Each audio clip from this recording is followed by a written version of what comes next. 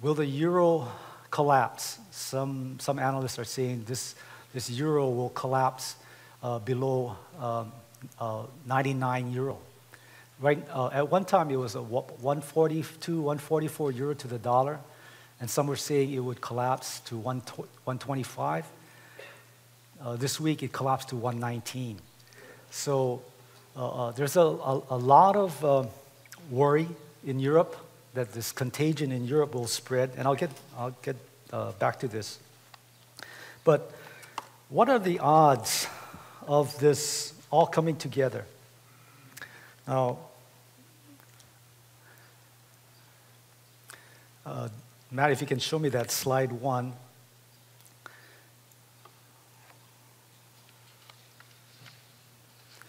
Right now, this past week, the stock market collapsed quite a few. In the past several weeks, it's collapsed about 1,500 points on the Dow. This week, it's taken a major plunge because this Hungary debt crisis, and of course, you know the Greece debt crisis has caused a lot of worry in the financial markets. Some saying that this contagion in Europe will spread to the United States, and that's why a lot of investors are getting very worried. Hungary, I think it was Monday or Tuesday, their debt rating was lowered, and that caused a lot of panicking in the markets. And on Thursday, Friday, Hungary's situation is getting bad.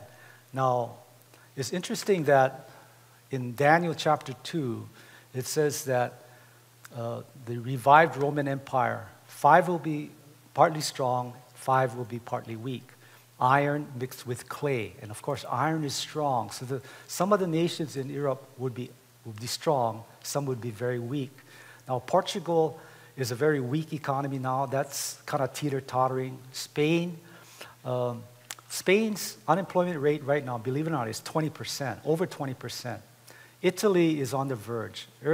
Italy is on the brink too. It's kind of worrying a lot of financial analysts. And of course, Greece. You saw the problems in Greece, the rioting in the streets. You know, it's interesting that there's so much government subsidies in Greece, and the rioters are a lot of government workers. And again, I don't want to pick on government workers, but the benefits paid to government workers in Greece is so outrageous, and they want more. And they're taking away all of these benefits, and that's why you're seeing a lot of this rioting, because Greece is a financial basket case. It is totally bankrupt. And that contagion will spread. So will this problem actually cause the entire demise of the European Union, or will the antichrist step in and bring about this peace and security and safety and pull Europe together, much like what Hitler did to Germany? When Germany was on the verge of collapse during the 1930s, during the Weimar Republic, when people were wheeling around baskets of money just to pay for a loaf of bread, you know, the savers were really hurt. And as soon as you had money, you had to spend it. You couldn't save money during that time. But Hitler came in and said, I have the answer. I have the answer to your economic problems. So Hitler brought together Germany. And of course, you know what happened during World War II. So is this going to be a period where history is repeated? Well, I'm going to try to address that question on June 20th. But anyway, this is a report that came out in Bible Prophecy today, and it was a message by Angela Merkel, the German chancellor. This is what she told the parliament in Berlin. The Eurozone crisis is the greatest test for the European Union. It is a question of survival, she said. The euro is in danger. If the euro fails, then Europe fails. If we succeed, Europe will be stronger. Mario Draghi, head of the Bank of Italy, said this: at this critical moment, it is vital that we continue to work together on reforming the international financial system. So, you know, there's a lot of concern in the world today of what's going to happen in Europe. Analysts are saying that Europe is in, quote, life support mode. and the euro is fatally wounded and in danger of collapse. Europe is starting to become unglued, and the contagion may spread to the United States. Now, a lot of Americans are saying there's no way. America is a much stronger economy, bigger. But you know what? We're just following the same scenario as Greece.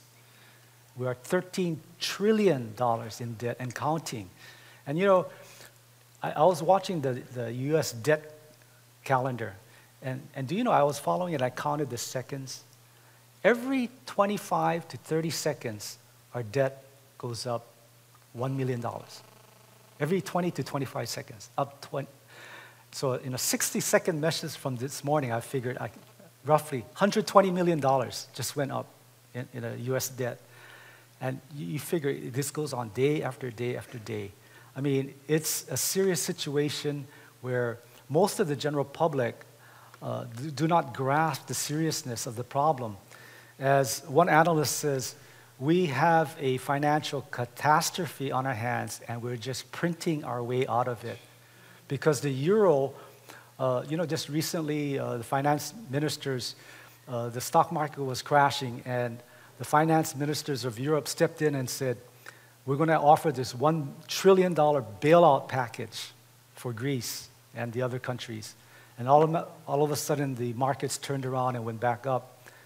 Well, guess what?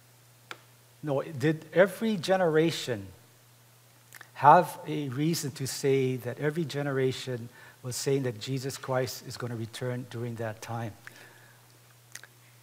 Now, this is 50 AD, where the Apostle Paul said that, don't worry, you didn't miss the rapture. Christ will not come until there be a falling away first and the man of sin be revealed. So during this time period, I did some research, and really there were no real strong movements of messages saying that Christ would return until this period right here, 1348, when the Black Death or the bubonic plague killed 25 to 30% of the Europe's population. You probably know that about history. You know, there's some places there's a resurgence of this bubonic plague here. And of course, during the 1500s, Martin Luther thought during the Protestant Reformation, Christ's return was near.